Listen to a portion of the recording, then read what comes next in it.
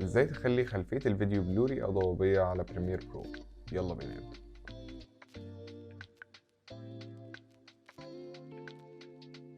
النهارده هنشرح ازاي تخلي الباك جراوند بتاع الفيديو بلوري او ضبابية.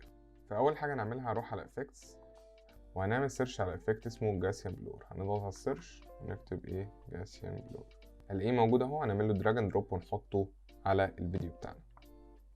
تاني خطوة نروح على افكت كنترولز، بس قبل ما نروح على افكت كنترولز نتأكد ان احنا في اول الفيديو، يعني نودي ناحية الشمال خالص كده، نتأكد ان احنا لسه في الثانية الصفر. وبعد كده هننزل تحت في الافكتس هنلاقي الجاسيان بلور اللي احنا حطيناه موجود. هنستخدم بقى النهارده البين تول اللي هتلاقيها تحت الجاسيان بلور وهنختارها، نعملها سيلكت. يعني هنلاقي فيه حاجه اسمها ماسك 1 اكونت، ملناش دعوه بيه دلوقتي، هنحتاجه بعدين. بس هنروح بقى على الفيديو وهنعمل سيلكت الحاجه اللي احنا عايزينها تبقى مش ضبابيه. يعني من الاخر هنحدد الاوبجكت اللي احنا عايزينه يبقى ظاهر والباقي بالتالي هيبقى ضبابي. فاول حاجه نعملها هنبتدي نحدد عليه بالراحه. طبعا ده هياخد وقت، فانا هسرع لكم الفيديو عشان تشوفوا العمليه بسرعه.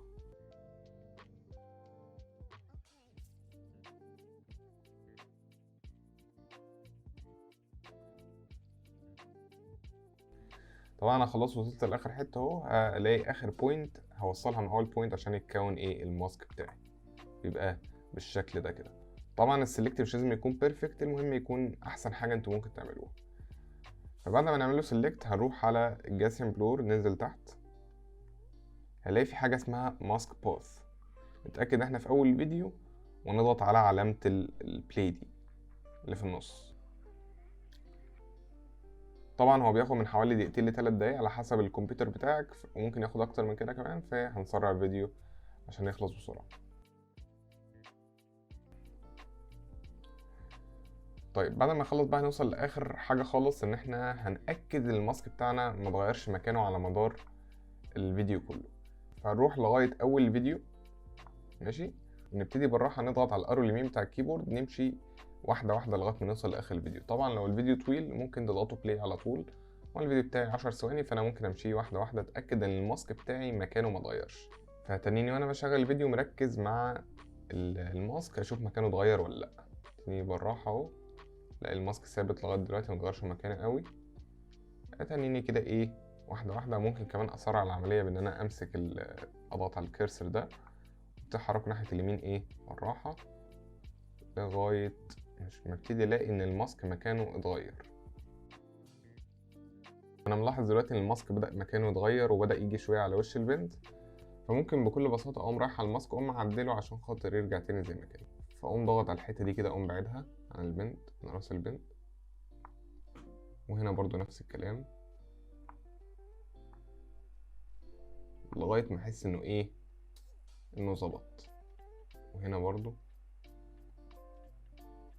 يعني لغايه ما احس انه رجع يظبط تاني. ابتدي ادخل دي كده تاني، ابتدي العب فيه لغايه ما يظبط تاني.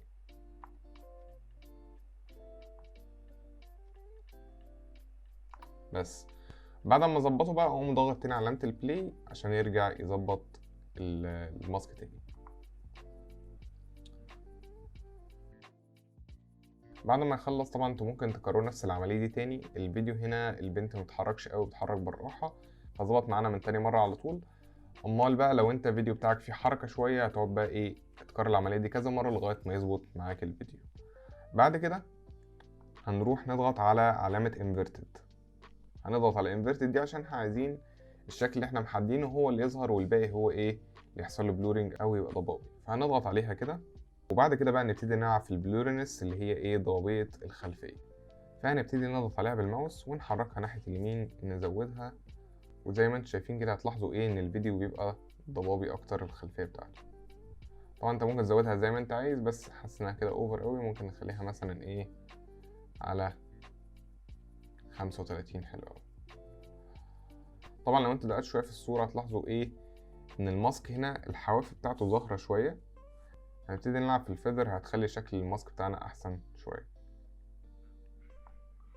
طبعا لو ما ظبطتش معاك برضو ممكن تلعب في الاكسبانشن، تزودها او تقللها على حسب الماسك بتاعك. وبكده نكون وصلنا لنهايه الحلقه. ما تنسوش تعملوا لايك الفيديو وتشتركوا في القناه وتابعونا على صفحه الفيسبوك الجديده، هتلاقوا اللينك بتاعها تحت في الديسكريبشن. وبس كده. سلام.